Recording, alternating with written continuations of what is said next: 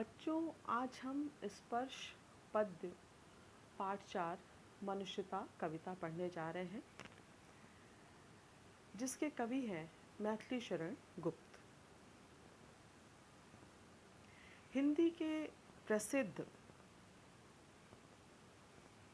राष्ट्र कवि मैथिली शरण गुप्त का जन्म 3 अगस्त 1886 में चीरगांव उत्तर प्रदेश में हुआ और उनकी मृत्यु 12 दिसंबर 1964 में हुई।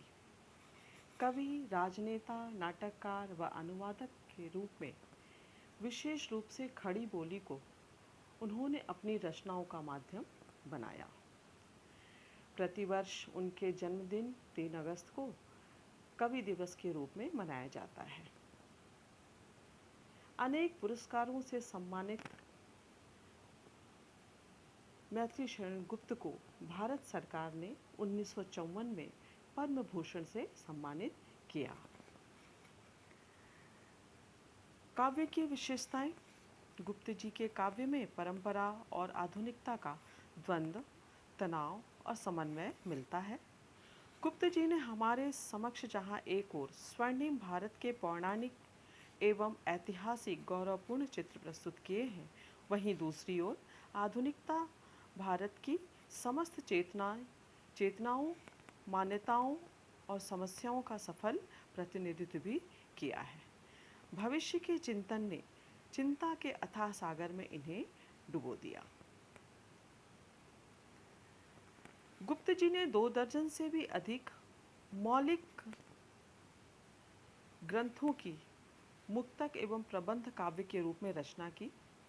इनके साकेत और जय भारत 2 महाकाव्य हैं। पद्यबद्ध नाटक भी गुप्त जी ने लिखे हैं।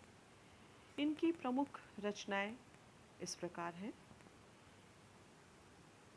मौलिक काव्य पंचवटी, किसान, रंग में भंग, जयद्रथ वध, भारत भारती, नहुष, द्वापर, यशोधरा आदि। अनुदित काव्य विरहणी, ब्रजांगना, वीरांगना, उमर खय्याम की रुबाइयाँ, मेघनाद वध, स्वप्नवासव दत्ता।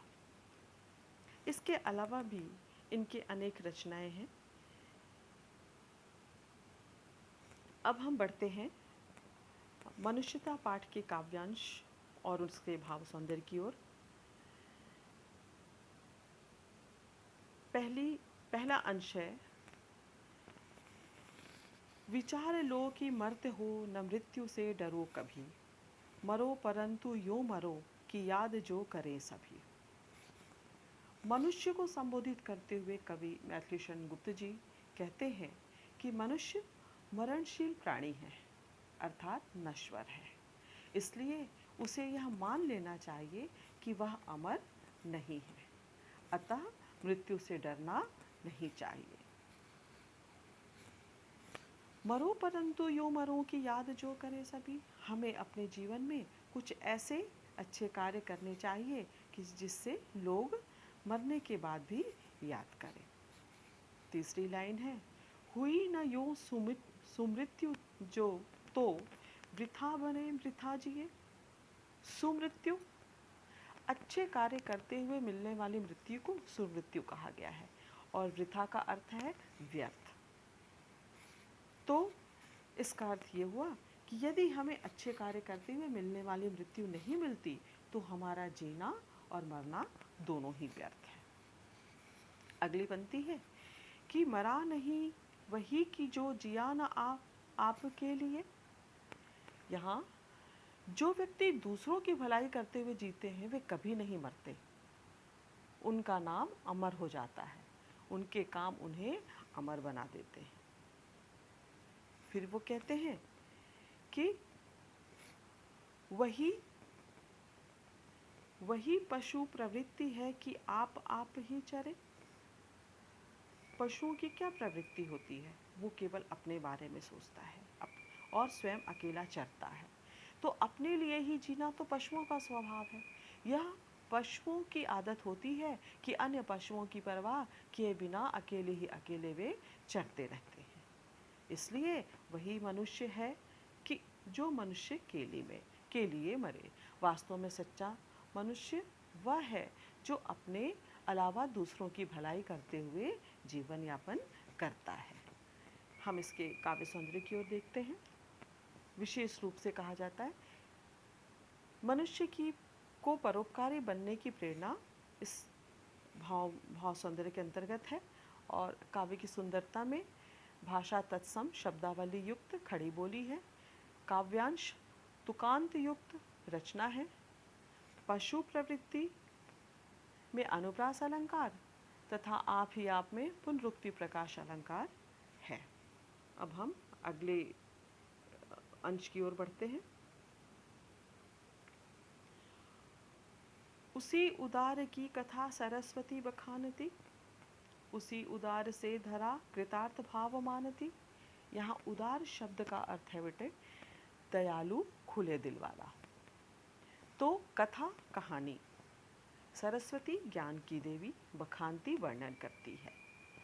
तो जो लोग दूसरे की भलाई करते रहते हैं ऐसे उदार लोगों के बारे में कवि का कहना है कि ज्ञान की देवी ऐसे लोगों का गुणगान करती है। उसी उदार से धरा कृतार्थ भाव मानती, जो अन्य लोगों के साथ अपनेपन और आत्मीयता के भावना बनाए रखते हैं ऐसे ही उदार लोगों को पैदा करके धरती भी गर्व का अनुभव करती है। धरा पृथ्वी।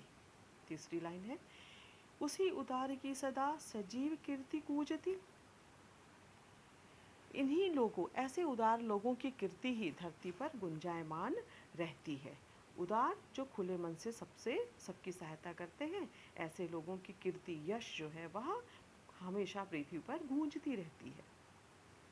चौथी लाइन है कि तथा उसी उदार को समस्त सृष्टि पूजती। सृष्टि संसार धरती पूरी। तो उन ऐसे ही उदार लोगों के गुणगान अन्य लोग भी करते हैं और ऐसे उदार लोगों को पूरा संसार जो है वो पूजता है। अगली पंक्ति है कि अखंड आत्म भाव जो असीम विश्व में भरे। अखंड अर्थात आत्मभाव, सभी प्राणियों के साथ एकता और आत्मीयता का भाव बनाए रखना। और असीम विश्व जिसकी कोई सीमा नहीं हो, मतलब पूरा विश्व।